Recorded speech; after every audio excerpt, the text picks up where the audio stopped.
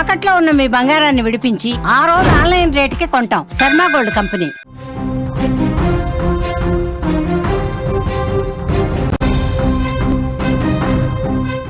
నారాయణపేట జిల్లాలో తీవ్ర విషాదం నెలకొంది. పెళ్లైన 3 రోజులకే నవవధువు ఆత్మహత్య చేసుకుంది. ఓ యువకుడి వేధింపులు భరించలేక శ్రీలత మృతి చెందినట్లుగా కుటుంబ సభ్యులు కూడా ఆరోపిస్తూ ఉన్నారు. భర్తతో కలిసి మేనమామ ఇంటికి వెళ్ళింది శ్రీలత.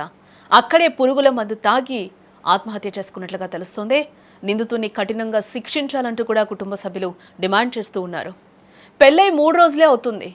కొత్త సంసారంలోకి అడుగుపెట్టిన ఆమె భర్తతో కలిసి సంతోషంగా ఉండాలని జీవితంపై ఎన్నో ఆశలు పెట్టుకుంది. కానీ తానొకటి తలిస్తే దైవం ఒకటి తలిచినట్లు ఓ యువకుడి వేధింపులు భరించలేక ఆత్మహత్య చేసుకుంది ఆ నవవధువు.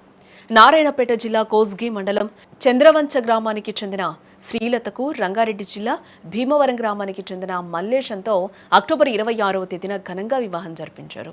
అన్ని కార్యక్రమాలు పూర్తయిన తర్వాత శ్రీలత భర్తతో కలిసి దోమ మండలం మోత్తూరులో ఉంటున్న మేనమామ ఇంటికెళ్లడం జరిగింది. అక్కడే బాత్రూంలో ఆమె పురుగుల మందు తాగడంతో కుటుంబ సభ్యులు పరిగి ప్రభుత్వ ఆసుపత్రికి అయితే తరలించారు.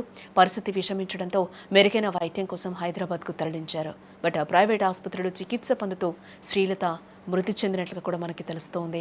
ఇక శ్రీలత మృతికి చంద్రవంచ గ్రామానికి చెందిన సురేష్ వేధింపులే కారణమని కూడా కుటుంబ సభ్యులు ఆరోపిస్తూ ఉన్నారు.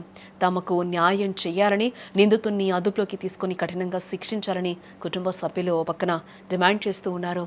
తాండూరు మహబూబ్ నగర్ జాతీయ రహదారిపై మృతదేహంతో ధర్నాకు దిగారు కుటుంబ సభ్యులు. దీంతో స్థానికంగా భారీగా అక్కడ ట్రాఫిక్ జామ్ కూడా ఏర్పడింది. ఇక కుటుంబ సభ్యుల ఫిర్యాదుతో కేసు నమోదు చేసుకున్న పోలీసులు దర్యాప్తు చేస్తూ ఉన్నారు. ఏదేమైనా ఎన్నో ఆశలతో కొత్త సంసారంలోకి అడుగుపెట్టిన ఆ యువతి ఇలా బలవన్ మరణానికి పాల్పడడంతో స్థానికంగా విషాద ఛాయలు అలుముకున్నాయని చెప్పుకోవచ్చు.